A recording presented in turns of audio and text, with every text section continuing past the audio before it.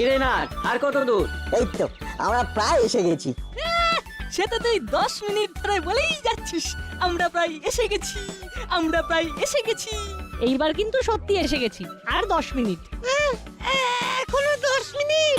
ওরে বাবা রে, মরে যাব। ফুলোদা দেখো রিন্সদা কিরকম স্মার্টলি হাঁটছে, কানে ওয়াকম্যান লাগিয়ে গান শুনতে শুনতে। ও যেটা নিয়ে হাঁটছে সেটা হচ্ছে ট্রলি ব্যাগ, টানতে টানতে হাঁটছে। এই এই রেঞ্জ, কানের বাটিগুলো সরা, কথা আছে। রেঞ্জ, এই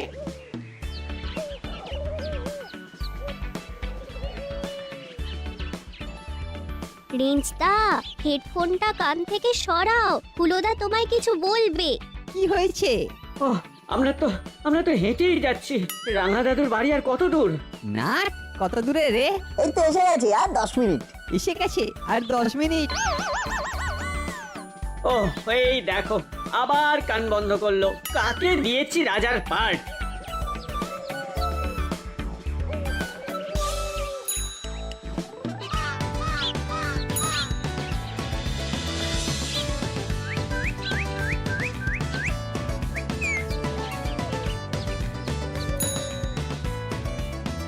ওই দেখো, ওই যে পুরনো জমিদার বাড়িটা দেখতে পাচ্ছ, তার মানে আর 5 মিনিট। ওটা আর জমিদার বাড়ি নেই, ওটা এখন ভূতের বাড়ি। ভূতের বাড়ি? হ্যাঁ ভূত। এমন ভাবে ভূত বলে চেঁচালে যেন ভূত নয়, তোমাদের ছেলেবেলার বন্ধু। ওতে ভয় নেই। আমরা তো ভূত খোঁজার দল। যেখানে ভূতের গন্ধ পাই সেখানেই নাক বাড়িয়ে দিই। এই রেঞ্জদা, আমরা ভূতের দেখা পেয়েছি। রেঞ্জদার কানে হেডফোন। এই চিমটি, রেঞ্জদাকে থামা।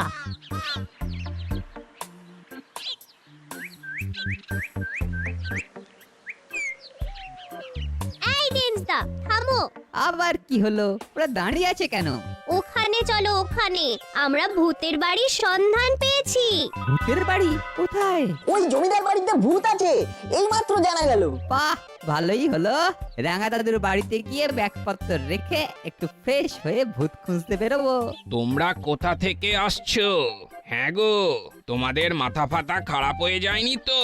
কেন আমাদের মাথা খারাপ হতে যাবে কেন? বাবা, ভূতের কথা শুনে এই রকম কেউ নাচতে পারে তা কখনো দেখিনি বাপ। আপনারা শুনলে অবাক হবেন, আমাদের ক্লাবের নাম হলো ভূত খুঁজি। আমাদের কাজ হলো ভূত খোঁজা। যেখানে দেখিব ভূত কিংবা ভূতের পুত, মনের জোরে এগিয়ে গিয়ে মোরা করে ফেলি তোলপার। এই পার ওই পার দেখতে পেলেই ভাই আর উপায় নাই, সোজা গিয়ে ভেঙে দি দাঁতের গোড়া দিয়ে শিলনোড়া।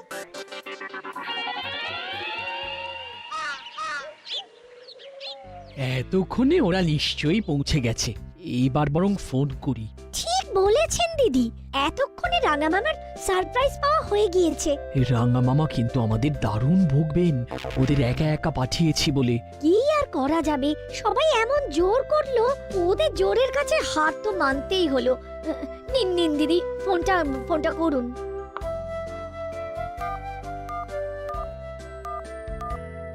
রিং হচ্ছে রিং হচ্ছে।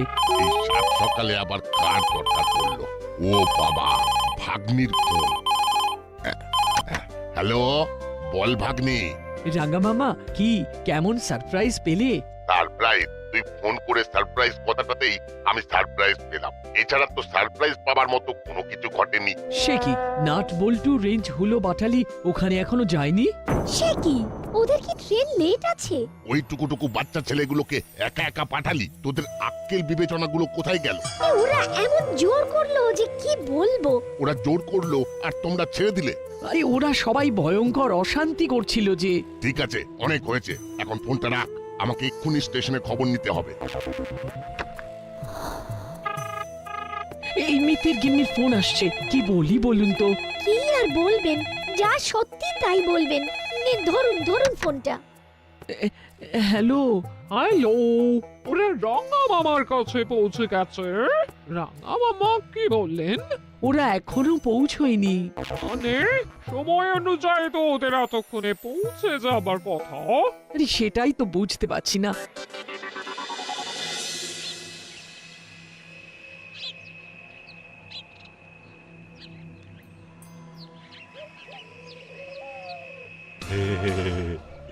এসো এসো, এই তোমরা জমিদার বাড়ি দেখতে এসেছো? হ্যাঁ হ্যাঁ, এই শুনেছি এটা নাকি ভূতের বাড়ি।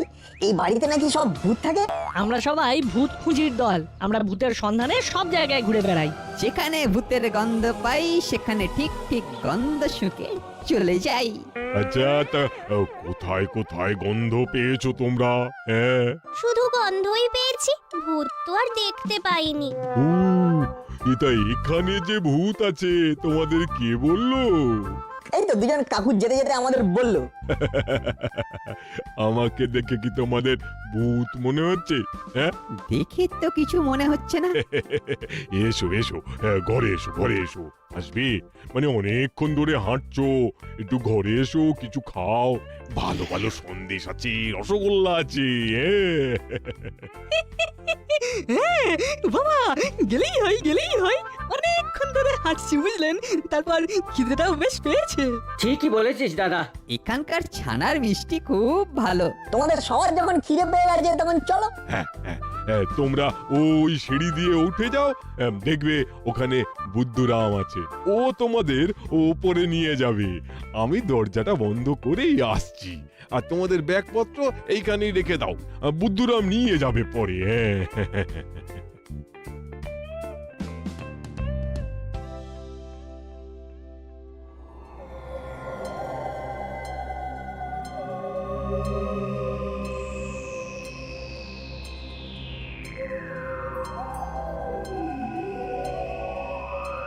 কি বড় বাড়ি!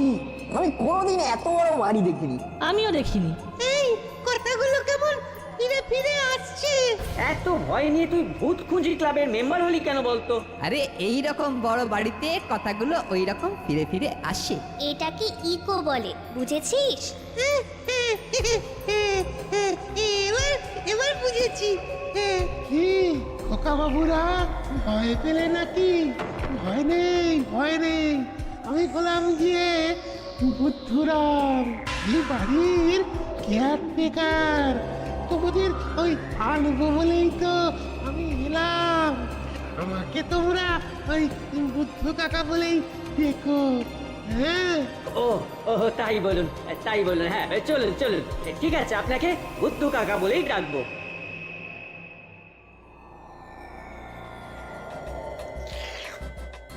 নাও খেয়ে নাও। ও দেখিছু, তাহলে দেখেই যাও, আর খেয়ে কাজ নেই। আমরা খাই, তুমি চেয়ে চেয়ে দেখো।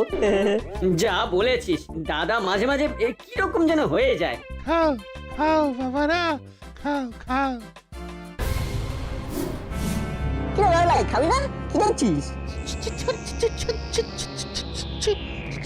ছ ছ ছ করছিস? কি হলো বলতো? একটু আগে এই দাদুটাকেই দেখেছিলাম না? মনে হয় ওনারা যমজ ভাই। যদি যদি জমজ না হয়? আমরা জিজ্ঞাসা করি ওনারা জমজ ছিলেন কিনা। ও বুদ্ধু কাকা, এটা সত্যিকারের ভূতের বাড়ি না বলতো? ওই দাদুটা আর এই বুদ্ধু কাকা দুজনেই ভূত। পালিয়ে চল, পালিয়ে চল। ওরে, এই বিড়ালটাই বুদ্ধু কাকা। এখানে আর এক মুহূর্ত নয়, পালা পালা।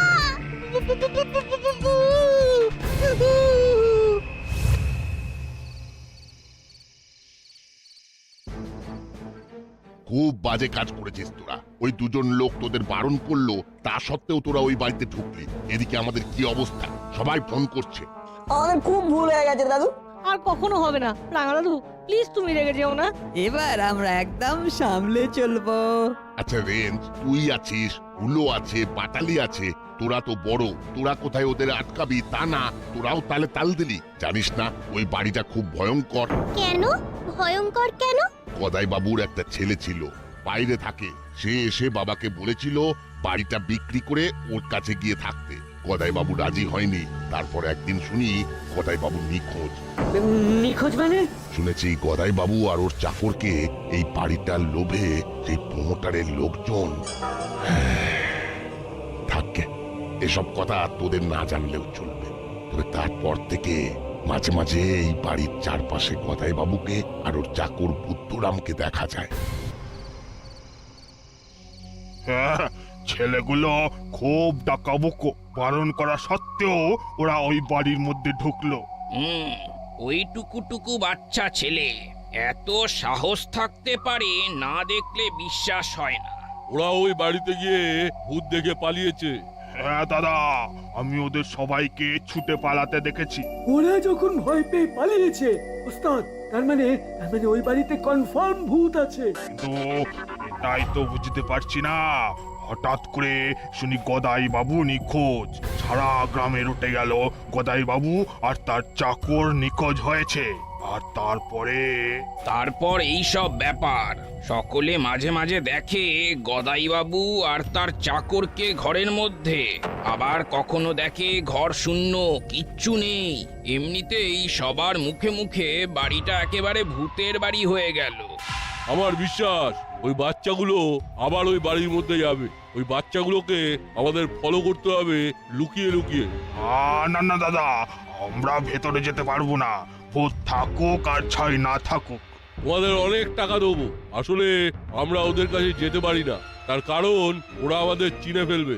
ওস্তাদ একদম ঠিক বলেছে, আমাদের পিছন থেকে কাজটা করতে হবে। গদাই বাবুর ছেলেও এই ভূতের ব্যাপারটা বিশ্বাস করে না। হ্যাঁ, বিশ্বাস করেন না, আবার ভয়ে আসতেও পারছেন না। এই কেমন অদ্ভুত ব্যাপার বলুন তো। আমার তো মনে হয় এই ব্যাপারটা ওই গদাইবাবুর ছেলে ঘটিয়েছে। এখন ধরা পড়ার ভয়ে উনি আর এখানে আসছেন না। আমার কথা রাখো, তোমরা বাইরে থেকে ওই ছেলেগুলোর ওপর নজর রেখো। ওরা কি বলছে, ওরা কি ভাবছে, সব আমার জানা দরকার। পারলে ওরাই এই বাড়ির রহস্য উদ্ঘাটন করতে পারবে। বল্টু, কাল খুব ভোরে আমরা দুজন ওই জমিদার বাড়িতে যাব। রানা দাদু তো বারণ করেছে, রেখে গেলে আমাদের দাসপাড়ায় দিয়ে আসবে। আমরা ভোরের আলো ফোটার আগে যাব আর সকাল সকাল চলে আসব, রাঙা দাদু ওঠার আগেই। শান্ত মনে বসে ভাবছি, ওনারা ভূত ছিলেন না। তো এইরকম মনে হওয়ার কারণ? ভূতের কখনো ছায়া পড়ে না, করালি দাদু বলেছিল, তোর মনে আছে? হ্যাঁ মনে আছে, আর একটা কথা বলেছিল, ভূতেদের পা নাকি উল্টে থাকে। আমি ওই দাদুর ছায়া পড়তে দেখেছি। তার মানে তুই বলতে চাইছিস যে ওনারা ইচ্ছে করে বাড়িটাকে ভূতের বাড়ি বানিয়ে রেখেছে? হ্যাঁ, আমার তাই মনে হয়। তাহলে আমরা দুজন চুপি চুপি সূর্যের আলো ফোটার আগে জমিদার বাড়িতে ঢুকবো। 2 জন নয় 3 জন। আমি তোদের সব কথা শুনেছি, তোদের সাথে আমিও যাব। তুমি ঘুমোনি? সবে মাত্র ঘুমটা এসেছিল, তোদের কথা শুনে ঘুমটা ভেঙে গেল। আর ভালোই হলো, ঘুম না ভাঙলে তো তোরা আমার ঘুম না ভাঙিয়ে চলে যেতিস। ঠিক আছে, আর কিছুক্ষণ আমরা জেগে থাকি। ঘুমিয়ে পড়লে ভোর রাতে উঠতে পারবো না। রেঞ্জদা, তুমি তো ঘড়ি পরে শুয়েছো, কটা বাজে একটু দেখো না। এখন বাজে রাত 2টো, আমরা 4টেতে বেরোবো। 2 ঘন্টা চুপচাপ জেগে থাক, আর আমরা আমাদের মোবাইলগুলো নিয়ে যাব। ওকে রেঞ্জদা। এক কাজ করো, আজ রাতে ওই বাড়ির ওপর নজর রাখো। বাড়ির মধ্যে কি আসছে যাচ্ছে সেটা একটু লক্ষ্য করবে, অনেক টাকা পাবে। ও ঠিক আছে ঠিক আছে, আপনারা যেমন বলবেন। যদি কোনোভাবে খবর পাওয়া যায় ওটা ভূতের বাড়ি নয়, তাহলে সাথে সাথে গদাই বাবুর ছেলেকে খবর দেবো। উনি এসে পুরো বিষয়টা দেখবেন, অনেক টাকা পাওয়া যাবে। আমরা ওটাকে একটা বড় রিসোর্ট করব, দেশ বিদেশের বড় বড় লোকেরা এখানেই থাকবে। ভাবতে ভাবতে কিরকম একটু লাগছে। তোমরা কাজে লেগে পড়ো, বুঝলে? ওই ছেলেগুলোর এই গ্রামে আসাটা আমাদের পক্ষে মঙ্গল। ওদের পিছু নিয়ে সব সত্যটা জানতে পারবো। সেদিন টিভিতে একটা ভূতের সিনেমা দেখেছিলাম, ওইখানেও একটা দৃশ্য পুরোপুরি এই রকম। নাট, ওইটা সিনেমা আর এইটা বাস্তব। এখানে ভূত খুঁজতে এসে কি পাই কে জানে, ভূত না অদ্ভুত। আমার কি মনে হচ্ছে জানিস নাটবল্টু? কি মনে হচ্ছে? আমার মন বলছে আজ আমরা ভূত দেখবই। তাহলে বলছো ওই গদাই দাদু আর বুদ্ধু কাকা ভূত? হলে ভালো হয়, তাহলে অন্তত আমাদের ভূত খুঁজিদের একটা মনের ইচ্ছা পূর্ণ হয়।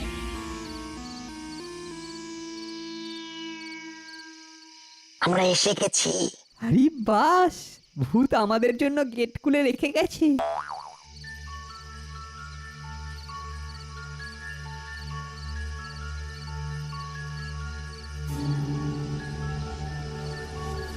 রে ভেতরে যাবি? চল চল ঠাকুর ঘরে চল, শহরের লোকটা আমাদের অনেকগুলো টাকা দেবে, সেটাও দেখ।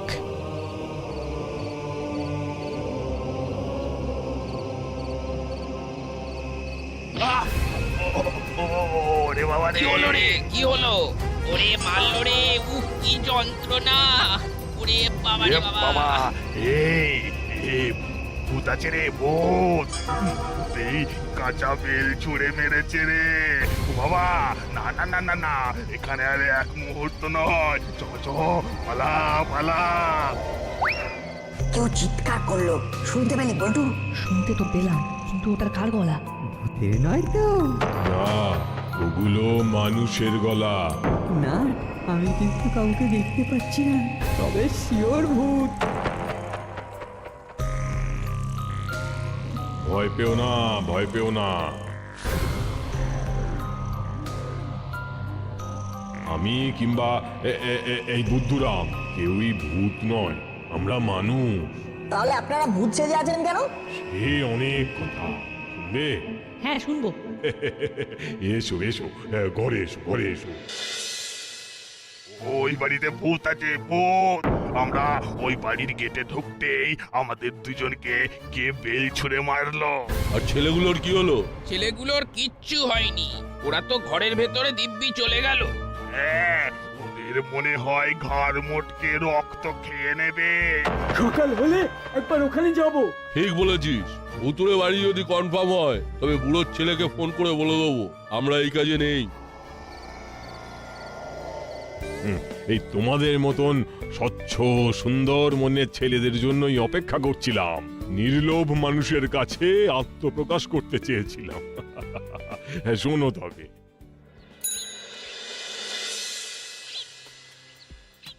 নাট বল্টু আর রেঞ্জ কোথায় গেল? সেটাই তো বুঝতে পারছি না। আচ্ছা রাঙা দাদু, ওরা তিনজন ওই ভূতের বাড়িতে যায়নি তো? আমি নিশ্চিত ওরা ওই বাড়িতেই গেছে। কি সর্বনাশ! এবার আমি কি করি? কিছু হলে আমি ওদের মায়েদের কাছে কি জবাব দেব? আচ্ছা আচ্ছা রাঙা দাদু, বলছিলাম ওদের খোঁজে ওই বাড়িতে গেলেই তো হয়। হুলোদা, ওদের ফোনে ফোন করো, তিনজনই কিন্তু ফোন নিয়ে গেছে। ঠিক বলেছিস, দাঁড়া ফোন করি।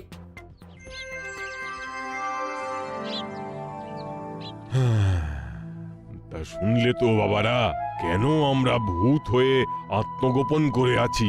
আমার ছেলে চায় এই বাড়িটা কোনো প্রমোটারের হাতে বেচে এখানে রিসর্ট বানাবে।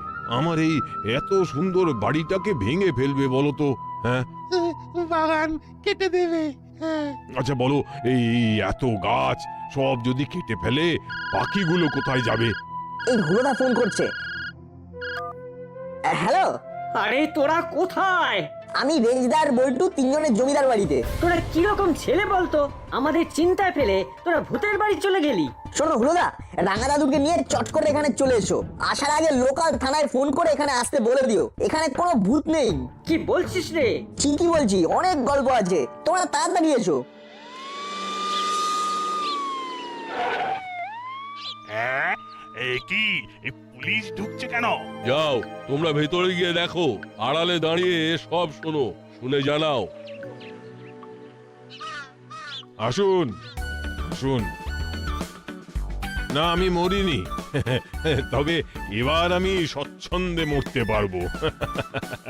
আমি আমার ছেলের লোভের জন্য এতদিন ধরে ভূতের অভিনয় করেছি। তার মানে আপনি জীবিত? বহাল তবিয়তে আমার ছেলে এই বাড়িটাকে বিক্রি করে রিসর্ট বানাতে চায়।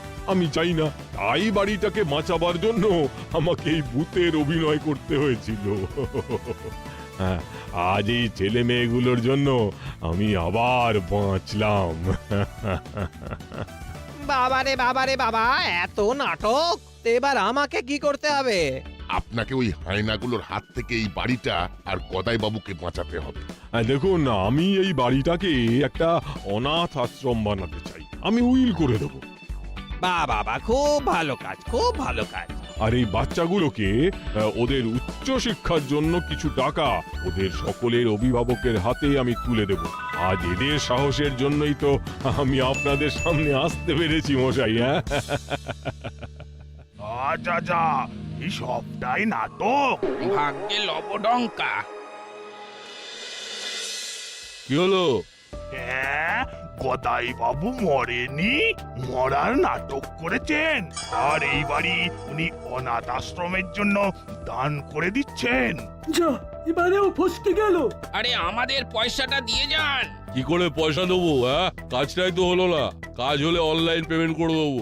চল চালা, অন্য কোথাও যাই। তোমাদের মতন এইরকম সাহস যেন সকলের হয়। ভূত খুঁজতে গিয়ে একটা অদ্ভুত ঘটনা ঘটলো। রাঙাদা